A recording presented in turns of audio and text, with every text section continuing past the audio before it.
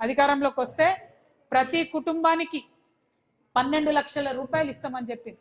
ఎక్కడన్నా వచ్చిందా? ఎవరికన్నా వచ్చిందా? ఆగాక బారాబారాలా రాలే కదా, మరి ఇయ్యాలే కదా. అదేవిధంగా ప్రతి కాంట్రాక్ట్లో ఎస్టీలకు అవకాశం ఇస్తామని చెప్పింది, దాని గురించి ఊసేలేదు.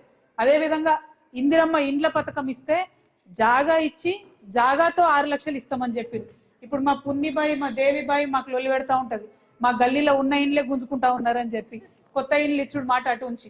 అందుకే నేను డిమాండ్ చేస్తా ఉన్నా, ఏదైతే మీరు ఇందిరమ్మ ఇండ్లు ఇస్తారని చెప్పిండ్రో జాగా ఇవ్వండి, ట్రైబల్స్కి 6 లక్షల రూపాయలు కూడా ఇవ్వండి అని డిమాండ్ చేస్తున్నాం.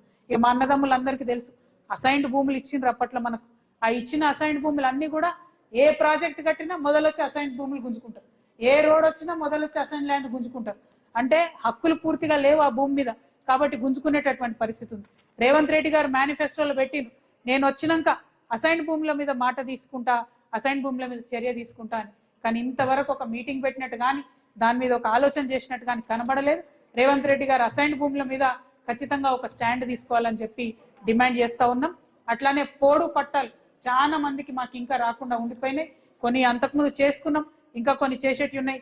మరి పోడు పట్టాల పంపిణీ ఖచ్చితంగా చేయాలని ముఖ్యమంత్రి గారు డిమాండ్ చేస్తా ఉన్నాం. At the same time 3 ST కార్పొరేషన్లు పెడతామని చెప్పారు. ఒకటి సేవాలాల్ గారి కోసం, సేవాలాల్ గారి పేరు మీద లంబాడాల కోసం, ఇంకొకటి ఆదివాసీ కార్పొరేషన్, ఇంకొకటి ఎరుకల కార్పొరేషన్. ఈ 3 పెడతామని చెప్పిండ్రు, ఇంతవరకు వాటి ఊసేలేదు. కాబట్టి వీటి మీద ఆలోచన చేయాలని ప్రభుత్వాన్ని డిమాండ్ చేస్తా ఉన్నా. ఇకపోతే ఐటీడీఏలు, ఇప్పుడు ఉన్న ఐటీడీఏలనే మొత్తానికి మొత్తం డబ్బులు ఇవ్వకుండా, ఉద్యోగాల రిక్రూట్మెంట్ లేకుండా ఆగమాగం చేస్తూ ఉన్నారు. కానీ మేనిఫెస్టోలో మాత్రం ప్లేన్ ఏరియాస్లో కూడా ఐటీడీఏలు పెడతామని చెప్పారు. మళ్ళీ ఒకసారి గుర్తు చేస్తున్నా, మీరు మేనిఫెస్టోలో చెప్పిన ప్రకారం నల్గొండలో, నిజామాబాద్లో, మహబాద్లో, మరి మహబూబ్ నగర్లో, ఖమ్మంలో, వీటన్నిటిలో కూడా మరి ఐటీడీఏలు పెట్టాలని చెప్పి నేను కోరుతా ఉన్నా. ఇక అన్నిటికన్నా ముఖ్యంగా విద్యార్థులు, వారికి ఏం చెప్పిండ్రు? ఇక చెప్పడం విన్నప్పుడైతే అసలు రాహుల్ గాంధీ గారు, ప్రియాంక గాంధీ గారు, సోనియా గాంధీ గారు అందరితోనే అబద్ధాలు ఆడిచ్చి గ్యారెంటీలు పెట్టి ఇంటింటికి వంచిరు, మీకు గుర్తుండొచ్చు. ఏం చెప్పిండ్రు?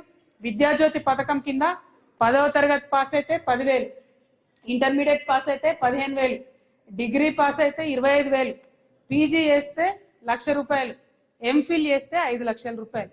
వచ్చినాయా ఎవరికైనా పిల్లలు? ఇంతమంది స్టూడెంట్స్ వచ్చినాయా? అరే కైకో హాత్ నీచే ఆయా క్యా? నయా ఆయనా? కిసికో ఆయా? నయా ఆయా.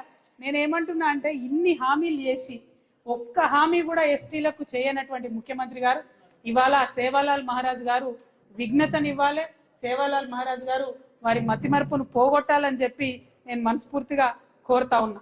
ఇక ఇంకొక మాట, నిన్న మొన్న ఎన్నికలలో ఏం చేసిండ్రు? కాంగ్రెస్ పార్టీ చాలా సీట్లు గెలుచుకున్నామని వాళ్ళు గొప్పలు చెప్తున్నారు, బీఆర్ఎస్ పార్టీ కొన్ని సీట్లు గెలిచింది. మేము జాగృతోళ్ళం, ఒక సీటు గెలిచినాం, ఒక చైర్మన్. రాత్రికి రాత్రే ఆ చైర్మన్ను సీఎం గారు పిలిపించుకొని కలిసారు. అంటే నేను ఏం అడుగుతా ఉన్నా అంటే, కనీసం ఈ రాష్ట్రంలో ప్రతిపక్షం ఉండొద్దా? అసలు ఒక సీటు 2 సీట్లు వస్తే కూడా మీకు బోల్డెన్ సీట్లు వచ్చినాయి, 70-80 వచ్చినాయి, ఇంకా ఆగడెందుకు ముఖ్యమంత్రి గారు మీకు? అంటే ఇదేం ప్రజాస్వామ్యం నాకు అర్థమైతలేదు. పిలిపించుకొని వాళ్ళని కలుసుడు. ఇక్కడ కాంగ్రెస్కు ఎన్నికైనటువంటి అభ్యర్థులు ఆలోచన చేసుకోవాలి. మిమ్మల్ని కలిసిందా మీ ముఖ్యమంత్రి గారు? మిమ్మల్ని కలుస్తలేడు, మొదలు పక్క పార్టీ వాళ్ళని కలుస్తున్నాడు. ఆ విషయం ఆలోచన చేసుకోండి. కాంగ్రెస్ కార్యకర్తలారా, మీరు ఆలోచన చేయండి.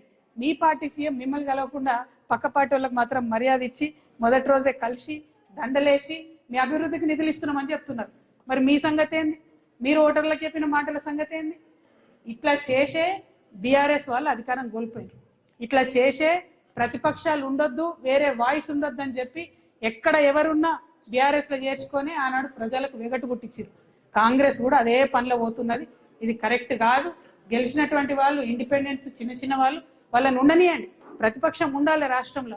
అడిగేటోడు ఉంటేనే అడుగు ముందుకు పడుతుంది అనే విషయాన్ని ముఖ్యమంత్రి గారు గుర్తు చేసుకోవాలని చెప్పి నేను కోరుతూ, మరి ముఖ్యమంత్రి గారి ఆధ్వర్యంలో ట్రైబల్ అడ్వైజరీ కమిటీ అనేటటువంటి సంస్థ ఉంటుంది. ఒకసారి నాకు తెలిసి మొక్కుబడిగా మీటింగ్ పెట్టారు, కానీ అడ్వైజరీ కమిటీ ఇచ్చిన ఏ అంశంలో కూడా ట్రైబల్స్ పనికొచ్చే పనులు ముఖ్యమంత్రి గారు చేస్తలేరు. కాబట్టి దయచేసి ఏదైతే సేవాలాల్ గారు చూపించినటువంటి మార్గంలో మన ఆత్మగౌరవం కోసం, మన అభివృద్ధి కోసం, అన్నిటికన్నా ముఖ్యంగా మనం ఎటువంటి చెడు పనులు చేయకుండా సమాజానికి తొవ్వ చూపించాలనేటటువంటి సందేశం ఏదైతే సేవాలాల్ గారు ఇచ్చిండ్రో, వారి యొక్క సందేశం బాగా సమాజంలో ముందుకు పోయే విధంగా ప్రభుత్వాలైనా మనమైనా కృషి చేయాలని చెప్పి కోరుకుంటూ మరి సేవాలాల్ గారి జయంతిని జాగృతి ఆఫీస్లో చేయడం చాలా సంతోషం. ఇక్కడ ఇంతమంది స్వామీజీలు వచ్చి ఇంతమంది గురువులు వచ్చి మమ్మల్ని మా కార్యకర్తల్ని నాయకుల్ని ఆశీర్వదించారంటే ఖచ్చితంగా మీ దయతో జాగృతి చాలా ముందుకెళ్తుంది అనేటటువంటి విశ్వాసం బలపడతా ఉంది. మేము కూడా ఎప్పుడు పేదల పక్షమే ఉంటాం, ప్రజల పక్షమే ఉంటాం, పారదర్శకంగా పనిచేస్తామని మీ అందరికీ తెలియజేసుకుంటూ మీ అందరి దగ్గర సెలవు తీసుకుంటున్నాను.